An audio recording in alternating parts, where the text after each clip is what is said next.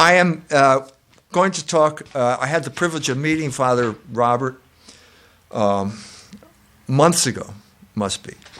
Mark went to Tanzania, came back, and I got interested in the story of Julius Nyerere. Julius Nyerere was the first president, in many ways the founding father of Tanzania. He is to Tanzania what George Washington is to the United States. Created this country when it achieved independence in 1961. Ralph Waldo Emerson once said that every institution is the length and shadow of one man. If that's ever the case in Africa, it's the case of Tanzania. That Tanzania is the length and shadow of Julius Nyerere.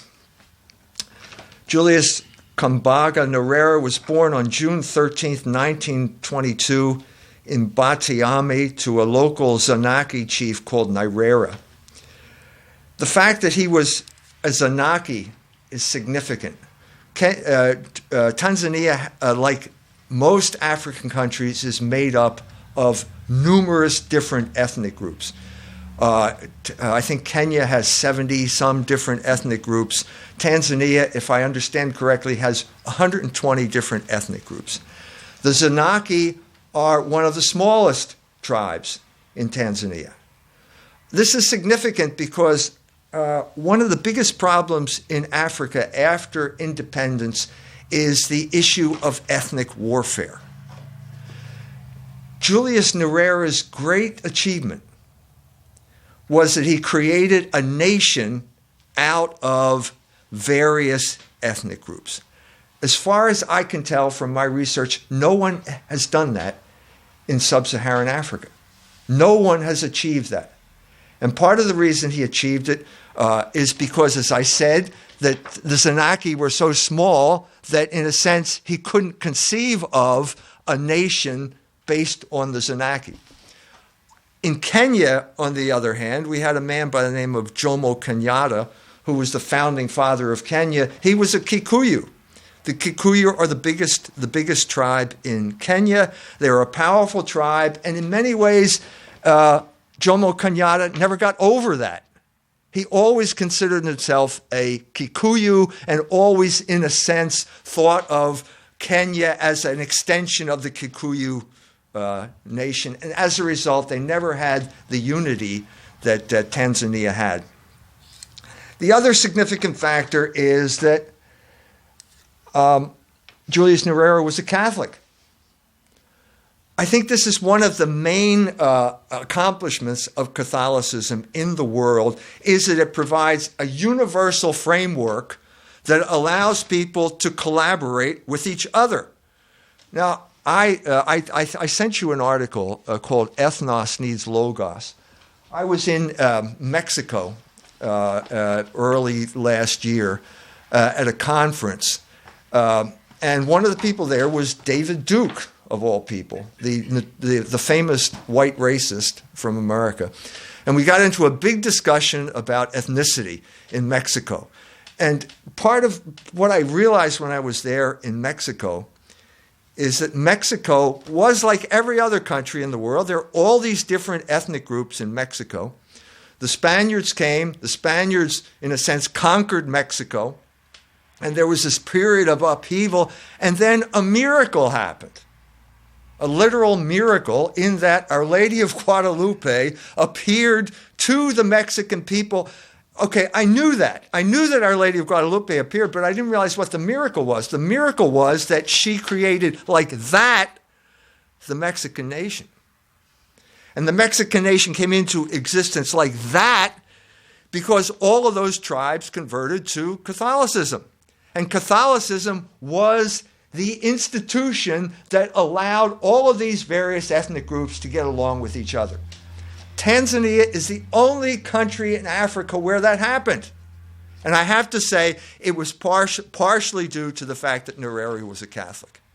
Because Catholicism, as in elsewhere in the world, if you take Germany by comparison, Germany was no different than any other group of people. My ancestors came from Germany. My ancestors were looters and pillagers after the fall of the Roman Empire. They crossed the Rhine into what was the Roman Empire at that time and didn't know how to do anything but loot and pillage. The Jones family motto was pillage and burn. No, it was burn and pillage. That's why we never made out very well. Pillage and burn was always a better program. Anyway, for 1,000 years, these tribes were fighting, but not for 1,000 years, but at the beginning, these tribes were fighting each other as much as they were fighting the Romans. What happened during this period of time? The Benedictine monks came from Italy and they sailed down the Danube River and they created monasteries down the Danube River and they brought civilization to my ancestors. They taught them agriculture because otherwise Germans' favorite occupation is chasing pigs through the forest. That's what Germans love to do. And the Benedictines came and they brought grapes. And they planted grapes along the Danube River, and now there are all these wine coming from the Danube River. That took 1,000 years. It took 1,000 years up until 1871, when the German nation was created. In Mexico, it took place like that, through a miracle, the miracle of Our Lady of Guadalupe. And in Tanzania, it had to happen like that, because Tanzania achieved independence in 1961, and at that point they were a nation and they had to get along with each other. And the man who achieved that, who brought that, who made that possible was Julius Nyerere. And if you want to know the magnitude of that accomplishment, then I suggest that you look around Tanzania, the countries that are neighboring Tanzania, and see what happened there. The Congo, within 11 days of the independence of the Congo, Katanga secedes, largely because of the instigation of the Belgians, who wanted their colony back on the cheap. And as a result, there was an insurrection, and Patrice Lumumba, who was the elected president of the Congo, was murdered by Moise Chombe, who was an agent, as was Mobutu, of the colonial powers. And there's been ethnic conflict there ever since. The worst example, of course, was Rwanda and Burundi. We have the Hutus and the Tutsis. We have the film Hotel Rwanda. 1994, April of 1994, the president's plane is flying into Kigali, and it's hit by a missile. The plane blows up. The president is killed. At this point, the Hutus turn on the Tutsis. The Hutus, for the next 100 days, slaughter the Tutsis with machetes for the most part. 100 days of slaughter. 800,000 people are killed. The United Nations turned its back on Rwanda. They left, and it was only when Paul Kagame, at the head of an army, restored order. This is what could have happened in Tanzania, but didn't happen. Even Kenya, I was in Kenya, spoke at the Strathmore, spoke there at the university, spoke at a number of different places. Kenya had a reputation for being peaceful. 3 years after I left, there is ethnic riots in Kenya after the election goes the wrong way. Wherever you look, it's ethnic strife, and wherever you look in Tanzania, it's an island of peace in a world of sub-Saharan turmoil. That is the tremendous achievement that Julius Nyerere achieved. Now, I mentioned the Congo. What happened here, I think, is deceptive because it's called independence. I think, in a sense, it was not really independence. The plan of the colonial masters for Africa was not really independence. I think it was, they wanted a cheaper form of exploitation. They wanted to, in a sense, privatize. They wanted the benefits of empire, but they didn't want to have to spend money on the infrastructure to maintain the empire, as the British had done throughout the world. And so they came up with a new plan, and the new plan was basically to install puppets. The best example I can give in Africa is Joseph Desiree Mobutu, or Mobutu Sese Seko, or whatever his name is after the end here. Sese Seko. He was a military officer. He saw the turmoil when Katanga succeeded. He saw his moment of opportunity. Chombe murdered Lumumba, and he had a military coup, took over the Congo. By the end of his reign, he was the richest man, one of the richest men in the world, and the Congo was the poorest country in the world. This is what happened in Africa. Basically, you had a form of neo-colonialism where you created puppets who were then the puppets, the representatives of the colonial powers, who then administer these countries for the interest of the people who kept them in power. Total corruption.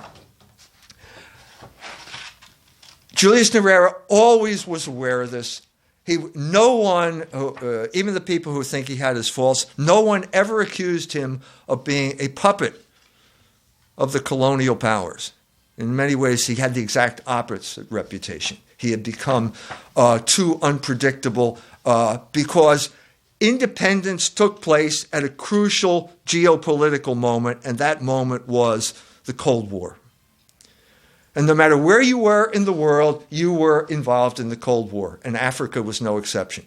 And so, as a result, the people who really were the ones who murdered Lumumba in the Congo were the CIA. The United States of America, its secret military arm, the arm of covert warfare that began in 1953 when the CIA overthrew Mossadegh in Iran, continued and has continued to this day. This is the regime that we live under as Americans. We, in a sense, have been colonized by these people as much as other people in the world. Indiana, in many ways, as we saw last year during this whole fight over the Religious Freedom Restoration Act, is in many ways a colony of Washington and New York as well. We have no choice in this matter. We have been conquered. The Midwest is a conquered province of the empire. So Julius Nyerere, by necessity, didn't want to do this, got swept up into the Cold War, specifically in the Congo. He achieved a reputation for being unpredictable. During the Cold War, as George Bush said, you're either for us or you're against us. And so there was constant pressure for all of these nations to align themselves with the United States and their fight against communism. Nyerere never went for this. Okay, he always acted with a kind of independence that he thought was appropriate to Africa. Africa was his goal. He thought, I think, my understanding is, when he became president, he thought by the time he died, he might see something like the United States of Africa, modeled maybe on the United States of America. If the Americans can do it, why can't the Africans do it? And what he did achieve was union with Zanzibar. It was Tanganyika that became independent. They united with Zanzibar, the island off the east coast that was famous for slave trading, and they created the country of Tanzania. He then tried to unite with Uganda and with Kenya to form an economic union, and that never worked out. So at this point, he's got his nation. He had to defend himself against the CIA coup as well. Frank Carlucci showed up in Dar es Salaam at the CIA station in Dar es Salaam and was working to foster a coup that was going to overturn the Nyerere regime. Nyerere caught wind of it. There was a coup. He called in the British. It was over within a matter of days, and then he expelled Frank Carlucci from the country. Now, this is unheard of, that someone expels the CIA and gets away with it.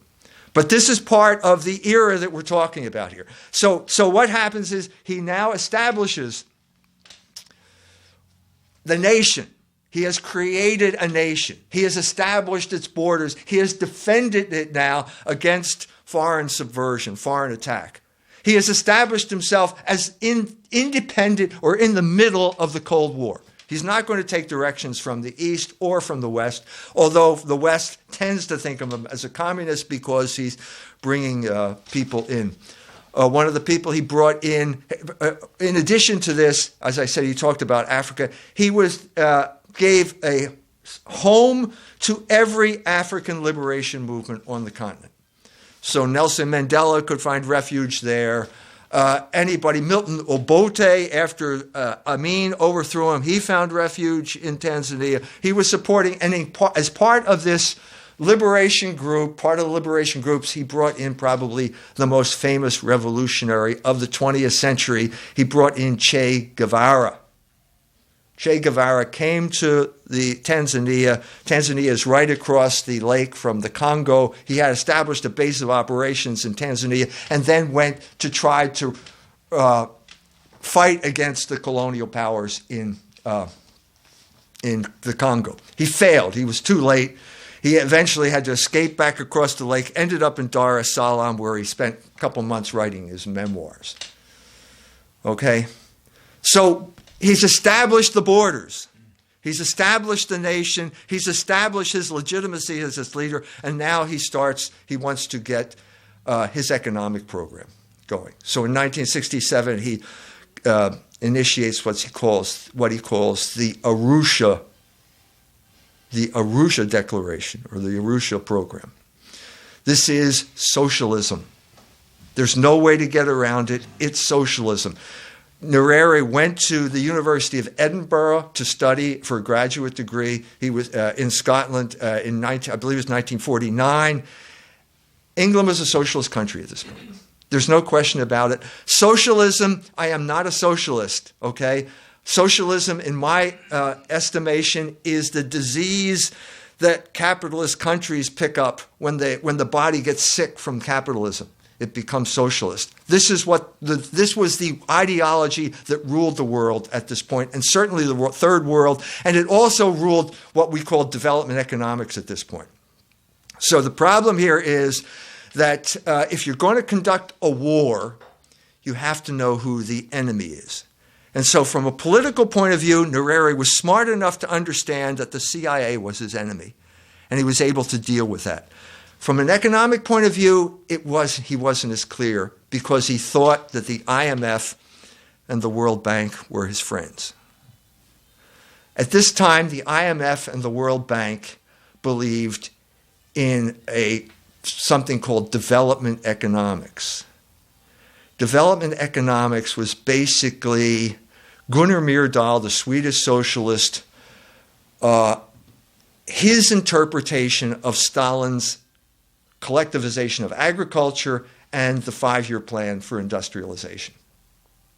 This was the dogma among development communities and the IMF and the World Bank at this time. And so this is what got introduced into Tanzania in the mid-60s, 67, let's say, begin. It was a disaster for Tanzania. I don't think anybody is going to defend what happened at this point.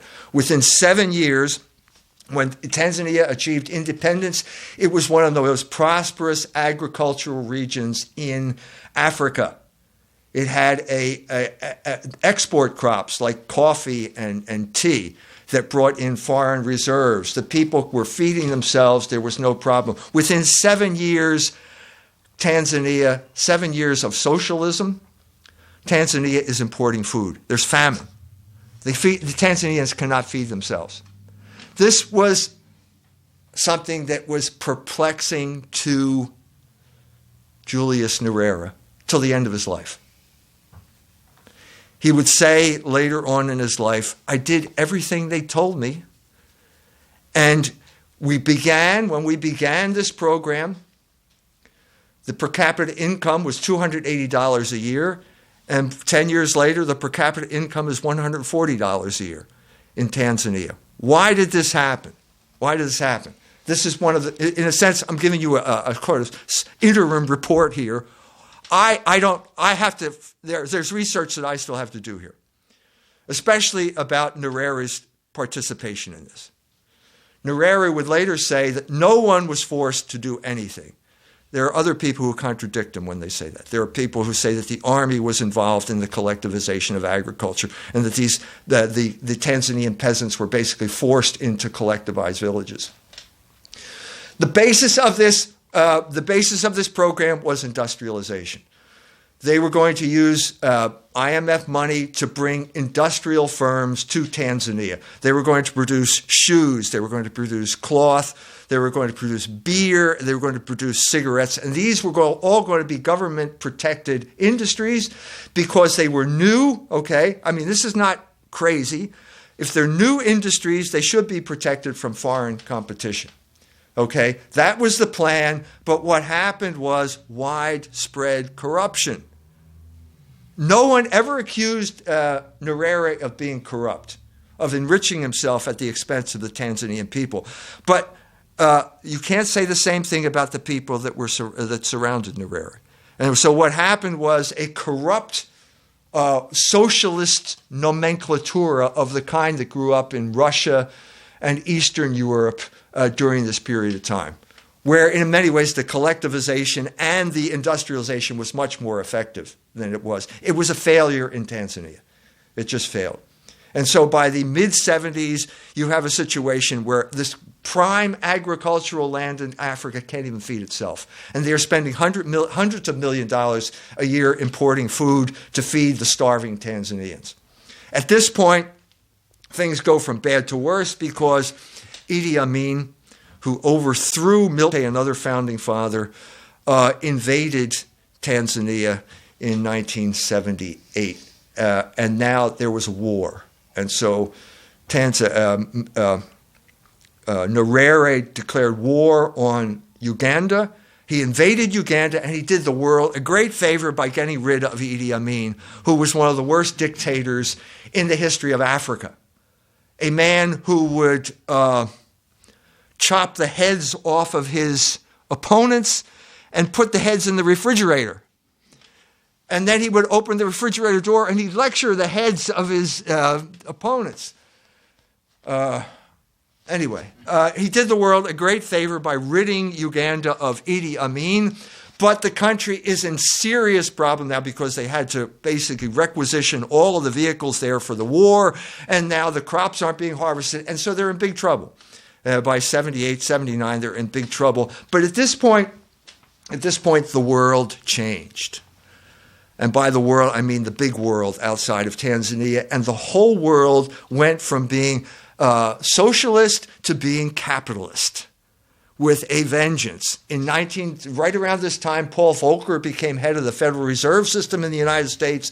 Margaret Thatcher becomes prime minister in England, and then Ronald Reagan becomes president of the United States. And suddenly everybody is totally enthused about capitalism. And now capitalism is going to be the solution. And the IMF and the World Bank do a 180-degree turn now. And now they're supporting capitalism. What happened during this period of time is that you developed a parallel economy in Tanzania because the socialist-supported enterprises could not fulfill their job, and so a black market arose, and all of the socialist nomenclatura got involved in the black market. So they're using government trucks to deliver their goods, which they're basically stolen from the National Milling Corporation, which cannot supply the people with grain. So eventually what happened is the IMF does a complete 180-degree turn, and now the IMF is giving completely different instructions to Nyerere. Nyerere always had, I think you could say, he always had the good of the Tanzanian people in mind. I think he was hampered by the fact that he was a socialist. I think his socialism is an inadequate economic explanation of reality. The one thing that I never saw in all of my research, I didn't see any indication that Nyerere was familiar with Catholic social teaching. Never heard him mention Rerum Novarum, Quadragesimo Anno. Never heard him mention Heinrich Pesch, any of the alternatives to either capitalism or socialism. He apparently didn't know about this. And because he didn't know about it, he fell into the socialist trap. And so now the world has changed, and Nyerere is no longer able to get money from the donor world, because the donor world has now changed its plan, and now they're promoting capitalism. And so Nyerere resigns in 1985, I believe, and he's succeeded by a Abu Hassan Mwinyi, is it Mwinyi? Who is known as Mr. Permission. Buona Russa, or something, which means he was the privatizer. So all of the people who were, it's exactly what happened in the Soviet Union or in China or in Eastern Europe. All the people who used to rule the socialist economy now go all over to the private economy, and they all start buying up government assets, government corporations for a song, because Buona Russa is in charge, and he's handing out permission slips for all this type of thing. The result is a different kind of disaster. The result is what the French say, le plus ça change, le plus la même chose. The more things change, the more they remain the same. And so what you have here is you still have an elite ruling class that siphons all of the money, and the farmers are still poor. The whole point of socialism was to extract the wealth from the farmers to pay for the industrialization. That failed. The farmers suffered. The farmers are still suffering. So we now have a situation where Tanzania receives $6 billion in foreign aid, and 60% of the population lives on $1 a day or less. All of the money stays in Dar es Salaam. These elite groups who have now become the administrators, the proconsuls for the neo-colonialism in America, in Tanzania. Now, I think there's a story now. The conventional economic explanation is that Tanzania got religion, they saw the light, they became capitalists, now they're saved, now everybody's happy, end of history. No, it's not that way. What I told you is the way it is. That the poor population is still out there, they're still being exploited, except that the people that are exploiting them are now these middlemen, this African nomenclature that lives in Dar es Salaam. Nyerere was, at the end of his life, he was interviewed. Okay, he was aware that he made mistakes. He said, I would not, if he had to do over again, I would not nationalize the sisal plantations. That was a mistake. I did not realize how difficult it would be for the state to manage agriculture. Agriculture is difficult to socialize. The land issue and family holdings were very sensitive. I saw this intellectually, but it was hard to translate into policy implementation. But I think in the end that Tanzania will return to the values and basic principles of the Arusha Declaration. I think we're in this moment now. This is not in this book. The book ends, the book that I just read, done by the professor from UCL, ends with the triumph of capitalism, the triumph of the free market. I don't think that's the end of the story.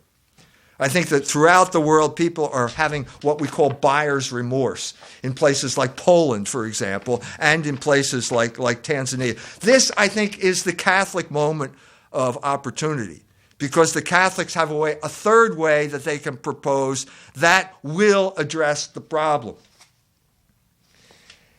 He was aware of this, I think.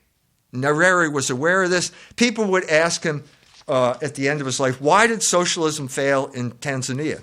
And he'd say, the question is, why did socialism fail around the world? Tanzania is not the exception, or is no exception to what happened across the world. He understood that in many ways he was just part of a bigger global picture. And then he said, the interview was in 1998, which is today, 1 year before he died.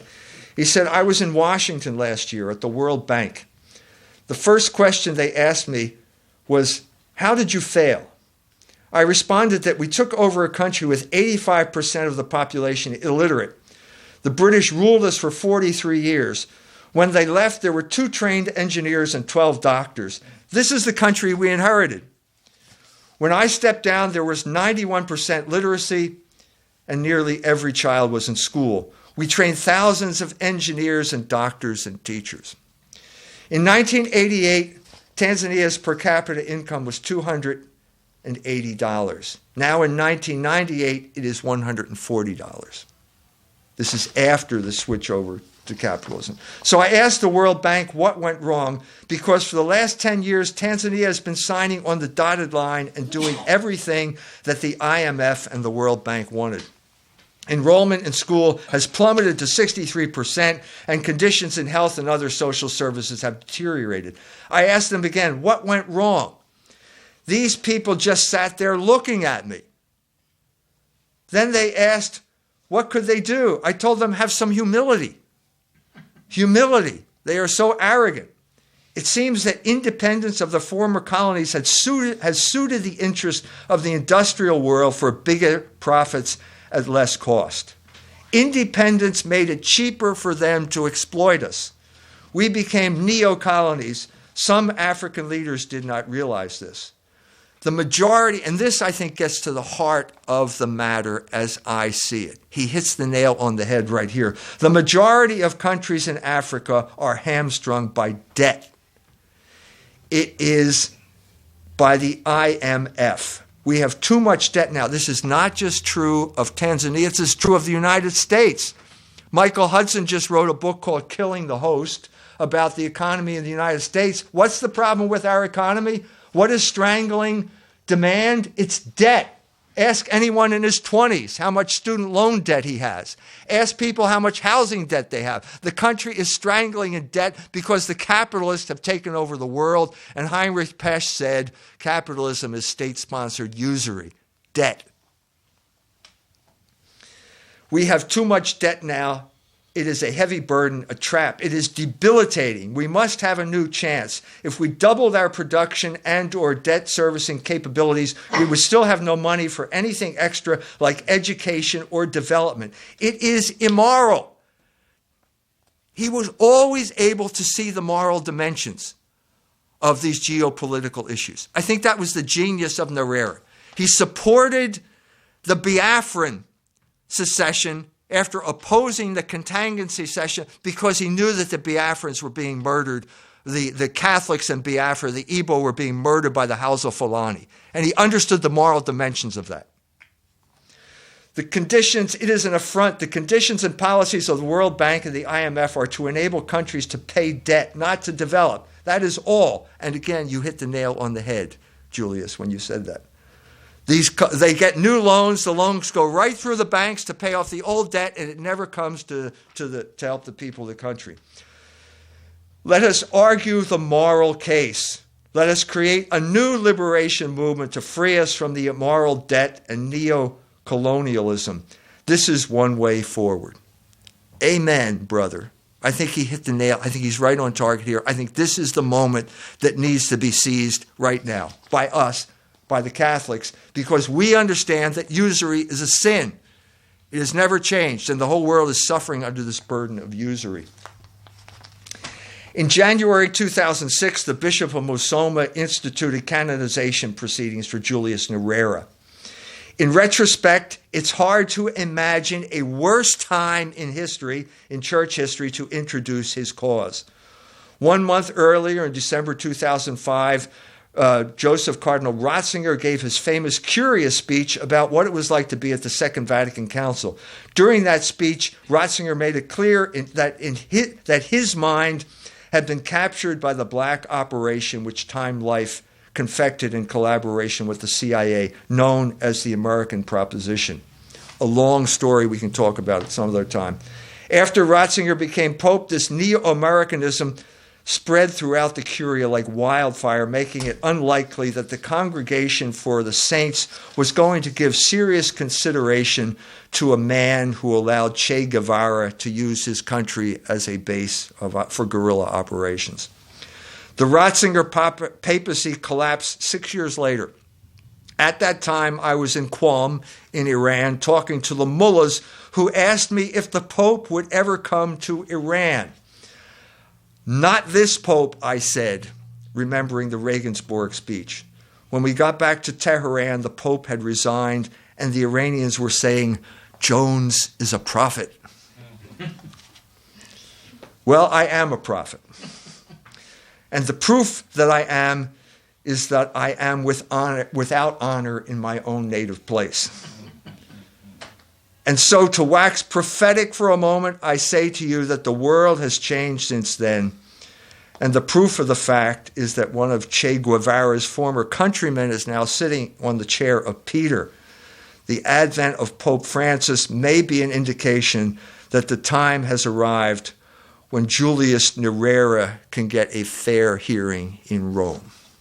Thank you.